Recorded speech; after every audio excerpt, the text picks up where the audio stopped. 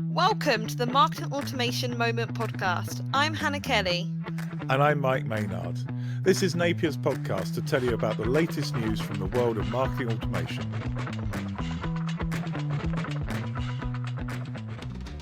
Hi Hannah, it's great to be back recording another episode of Marketing Automation Moment. Obviously you were off for a little while. It's great you're back at Napier, and I'm really looking forward to having a much more frequent discussion about marketing automation platforms with you going forward. Thanks, Mike. I'm super excited to be back, and actually super excited to be delving back into the marketing automation world. There seems to be a lot that's happened since I've been gone. So let's jump straight into it. I've got some real great things to talk to you about today. Well, it's great to hear lots has been happening, Hannah. What are the exciting stories you've seen? Well, let's kick off with Acton, Mike, because I actually received an email from them quite recently, a couple of weeks ago, and they were promoting their new eBook, so very marketing focused, how to find a better marketing automation solution. But it did have some interesting insights within it, and one of the things that they actually said was that 87% of companies are reevaluating their marketing automation strategy. And I have to say, as an ebook, it was quite ballsy because they had a really good section about, whether your marketing automation investment is paying off. Then they went straight and delved into, how to migrate, how easy it can be. These are the top tips you need to think about. What did you think? Did you have a chance to read it? Well, yeah, you sent it through and I thought it was really interesting. I mean, obviously, it's basically Acton going, pick me, choose us. But I was quite shocked that 87% of people are reevaluating marketing automation. I mean, the cost of moving from one marketing automation platform to another is so big. And the reality is pretty much all the platforms have the capabilities to do at least all the basic functions you need. So I wonder whether people are perhaps not really committing to making their platform work and perhaps blaming the platform rather than blaming what they're actually using it for. Yeah, I absolutely agree, Mike, because it's really interesting. I always think there's in two areas. You've got the reasons why you'd actually want to look at other platforms, and then perhaps the reasons why actually you're not trained enough to understand what the platform can provide. So, for example, things like budget. If you are looking to cut marketing budget, you're under pressure from your board, actually switching to a different platform could be a really good idea. But I often feel it's situations where actually the marketing team doesn't really understand the features or how to use the marketing automation platform fully. And instead they jump to another platform, they do all this hard work, they spend all this time, and then they're faced with the same problems because they haven't bothered to actually learn the features. Yeah, I absolutely agree. I mean, we have seen, particularly with our enterprise clients, some changes. So, and maybe we shouldn't say this publicly, but it's been pretty clear that large enterprise customers of Salesforce who were using other marketing automation platforms like, for example, Marketo, were being really strongly incentivized by Salesforce to move their marketing automation all onto that one Salesforce platform with their CRM. So, I know some of the amounts of money involved have been so compelling it's been worth doing. It doesn't mean you shouldn't move, but I do agree with you. I think the first thing you should be doing is really looking at what you could do with your existing platform rather than, deciding that all the problems you have are platform related rather than maybe training, expertise and resource related. Oh, definitely. And I actually think this segues quite nicely into the second point of this podcast. And again, this is Acton. It's a very Acton heavy conversation today. But they've actually recently done a webinar. And again, it was the hits, the misses and the opportunities of marketing automation in 2025. And what I thought was really interesting is that they talked about how email marketing is the main priority for marketers for marketing automation success, followed by social media management. I know you've got a couple of comments on that, Mike, so I'll chuck that over to you in a second. But I think what was really interesting is they said that 64% view nurturing prospects as the main element of a marketing automation platform. And to me, this screams, I use this real big complex system just to send emails. I don't know what you think. Oh, well, I think, you're being a bit harsh there. I mean, one of the things is that was obviously a question where people could pick more than one option. And I think nurturing prospects, fundamentally, that's what marketing automation does. I mean, I was actually quite surprised it was that low. interestingly, only 42% ranked personalized outreach as being a top use case. I mean, that's kind of scary, really. You think with all the power of marketing automation platforms, that would be, a key focus is personalize your outreach. So I don't know. I wasn't surprised so much with that, but I felt actually, again, we're kind of seeing these things that suggest that marketing automation platforms are massively underused in terms of what people actually do versus what they potentially could achieve. I think that's a really great point, Mike. And I guess maybe I've been a little bit harsh, because I think what I really am trying to say is that, as you mentioned, there's all these features, and in previous episodes we've talked about things like dynamic content. We've talked about nurturing and segmenting your lists, and it's taken it from being a nurture and email marketing system to this real complex system that can really deliver a great return of investment. Yeah, I found some other really interesting stats there. So, if you look at what people use their marketing automation platform for, well, only 50% use it for email marketing. So I'm not sure quite what you do if you've got marketing automation platform, why there's all these people. And let's be honest, 43% of marketing automation users are actually sending email from a different system. The majority of people don't use their marketing automation platform for social media management. 60% don't use it for content management. And then, if you look at paid ads, it's only about a third that is linking their marketing automation to their advertising campaign. So you look at all that and you think, wow, people really are not using the capabilities of the systems they've paid really good money for. Oh, no, absolutely. And I think there's an element of perhaps marketing automation platforms not doing the right marketing. So instead they're focused on, migrate, look at us, we're all great. But maybe there should be a switch and a focus on the content of, are you using it to your full capabilities, and look at all the cool stuff that we can do? For sure. And I think, let's prove we're not totally into Acton in this episode. One of the things HubSpot discovered very early on was their biggest problem selling marketing automation systems was the people who churned very quickly, who used it for a year and then gave up.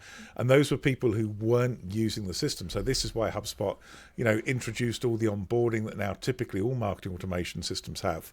But what we're seeing is actually people do this onboarding, they get trained up, they probably make quite good use of the system in the first year, but they kind of hit a ceiling and they don't get better. And actually, I think, and this is a call out to all you marketing automation platforms out there, maybe you should be thinking about really focusing on growing the use of the platform. I mean, personally, I love SharpSpring, which is, the platform we use internally. They actually, tell you how much you're using and how active you are. And it gives you a good idea of, how well you're using the platform. Oh, great point, Mike. Great point. But let's go back to HubSpot for a minute, because I think it's really important to say, they were one of the first players on the market, and HubSpot have actually been listed as a top player in a market research study. Do you want to talk a little bit about that? Yeah, I mean, for me, the interesting thing is that the market's, huge. I mean, almost $7 billion in 2024. And yet it's going to grow by way more than inflation. I mean, and they're talking about 12.5% growth in this market. And so clearly, market automation is still a place that businesses can make a lot of money and see a lot of growth. And there's still people out there who haven't bought marketing automation systems. What are you doing, guys? And they now are starting to look at it. So I think it's a really exciting market. Oh, I couldn't agree more. I think, we spoke about this a bit last year, and the figures have just improved and they've just grown. And I wonder, and, this moves on to another point that, we've put up for discussion today, but do you think this growth is influenced by AI slightly with the marketing automation platforms? Well, that's a great question. And we're starting to see more and more AI feed into marketing automation platforms. I mean, I don't know what you think. My gut feel is people are not buying marketing automation to access AI. There's AI everywhere. I mean, it's not a problem accessing AI. I think people are buying into marketing automation because of the potential of a marketing automation platform. Do you agree? I do agree. I think one of the things is the messaging might have changed. So AI talks about saving time for people. We both know, that marketing automation does that. And I think I've seen a change, especially with the big players that use these marketing automation tools or integration. We've talked about my favourite Einstein with Salesforce before, but they are pushing that. So it's that messaging of, yes, we've got AI, but also look at us, look at our systems. We save you time. It's efficiency. It's time saving. It's making you more efficient. And I think there is a slight change, and the AI messaging may have accelerated that. I don't know if you agree or not. Yeah, or maybe it's just made it easier. It does definitely give the capability to introduce new features. And, one of the other things we're talking about is the integration between Piper, which is effectively an AI business development rep, as they pitch it. So it's an AI tool to replace some of your nurturing. And they've integrated that with Marketo, and that seems to have generated a lot of interest, in some ways almost outside of the marketing press. And I was quite surprised to see how much enthusiasm there was for this story. See, I think this is where we always disagree, Mike, because although I was a little bit surprised, I think it makes sense to me. We've seen how much coverage there has been about AI, these type of tools. And I think it's interesting to see how Marketo is actually using a third-party tool rather than building something in internally. What do you think about that? Yeah, you're absolutely right. That's fascinating because as you mentioned, we talked briefly about Salesforce and the fact that they're bringing a lot of AI into the platform themselves, which is interesting because, us old guys, we remember Salesforce was initially promoted as a CRM and a platform, and the whole idea was people would build apps on top of Salesforce, and that really drove its initial adoption. And now, maybe I'm being wrong here, I get the feeling that Salesforce more and more wants to control more and more of the functionality, and it's becoming, much less of a platform and much more of a standard product. What do you think?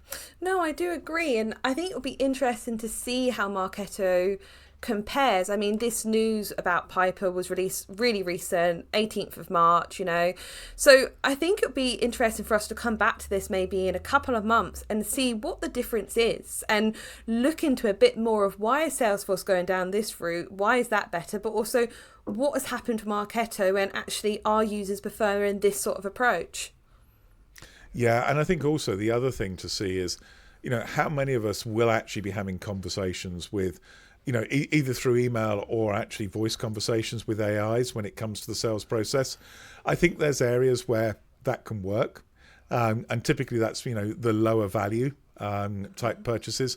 But when you look at some, really deeply involved, very high value B2B purchases, I wonder in reality how many companies are going to trust AIs to actually run that process, knowing that we still have problems with things like hallucinations. Oh, I think that's a great point, Mike. And I think that's something we definitely need to look at in the future. But just looking at time, let's move on to our insightful tip of the week. So I want to have a quick chat about when do you look to change the platforms within your MarTech stack? Now, we briefly mentioned earlier, it's really time consuming. It costs a lot of money to change your marketing automation platform. And that isn't something that should be taken lightly. But when we're looking at the MarTech stack as a whole, when should you be looking to change? And when should you be actually sticking with it and deciding that I'm going to make this work? That's a great question. I was on another podcast earlier this week. They asked me basically the same question. Do you lean into finding new technology or are you more about pushing it away? And I actually said, I'm a nerd, so I love new technology, a new shiny thing. I'm like Bolt, it's like squirrel, and I'm off and looking at the new shiny tool. So actually, I try and stop myself doing it because generally speaking, there's a real risk of spending too much time churning through tools, updating the capabilities of your stack, and then never using those capabilities. You use a lot of marketing automation, and the more familiar you are with a platform, the better you're going to be at using it. Oh, absolutely. I couldn't agree more. And we have a great team for biz dev here at Napier, and they use a variety of tools, and there's some that I'm more of an expert on, some that they love, and there's some that's non-negotiable. I mean, we're coming up to a new financial year and we're like, how are you getting on with this? And I think I would say about 80% of the tools that we've used, the team's been like, please don't take this from me. I absolutely love that. And that is down to the fact that we really dedicate the time to training the team, understanding the platforms. We don't just, as you said, Mike, do a squirrel and go, oh, shiny new thing. Sometimes I have to say to you, do we really need this? And I think it's the value of understanding, okay, we're spending money on this. We've chosen this platform for a reason.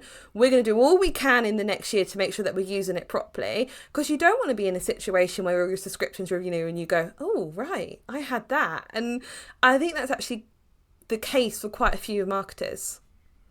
I totally agree. I mean, sometimes tools come on the market. I remember, when Descript started really being able to fully edit podcasts, it was so powerful that that was a tool that everybody wanted to switch to. But then you have other tools. I mean, recently there's been a lot of tools around AI to pull clips from podcasts, and they're interesting and they do a pretty good job. But they don't necessarily always pull the right things. And so, again, we're using some of those tools, but also we're still doing some stuff manually, because sometimes the AI doesn't quite get what you're talking about. Either that or you and I aren't very good at explaining it. I think that's a great point, Mike. And I mean, we've started using Swell AI to help with our podcast, pull descriptions, but we have Natasha out there doing a manual check, making sure everything makes sense. The tools have to be taken with, I guess what they say is a pinch of salt sometimes, to make sure you're still hitting that quality as well. Yeah, absolutely. I mean, Swell, I think, is one of those tools that the team would not want to lose, because it definitely helps, write up the show notes. It's another great AI tool that works really well. But equally, I think, sometimes these tools are not the magic bullet. And as you say, you do need to be involved with the tools, and that has a cost. Throwing new tools into your marketing stack has a learning and familiarization impact that really is going to slow you down if you're not careful. So I think people need to think very carefully about switching tools. I think we're getting to the point where most tools are good enough, and if it's good enough, then maybe you don't want to jump to, the latest and greatest tool that might have a little bit of a, extra feature lead for the next couple of weeks. We should be a little bit more German, I guess. I mean, Germans are very, very into their processes and their workflow. And anything that disrupts the workflow is a really major change. So that's why they tend culturally to be really efficient at things, because they don't go around messing around with the tools they use and the way they work. Whereas I think, in the UK, we're perhaps not as disciplined, and maybe learning a bit from the Germans might be a good thing to do. Well, I think that's a perfect statement to end the podcast on, Mike. So thank you so much. I've really enjoyed being back in the game, having such an interesting conversation, and we'll be back soon for another one. Absolutely. And if anybody's listening from Germany, hello from us as well. Thanks for listening to the Marketing Automation Moment podcast. Don't forget to subscribe in your favourite podcast application, and we'll see you next time.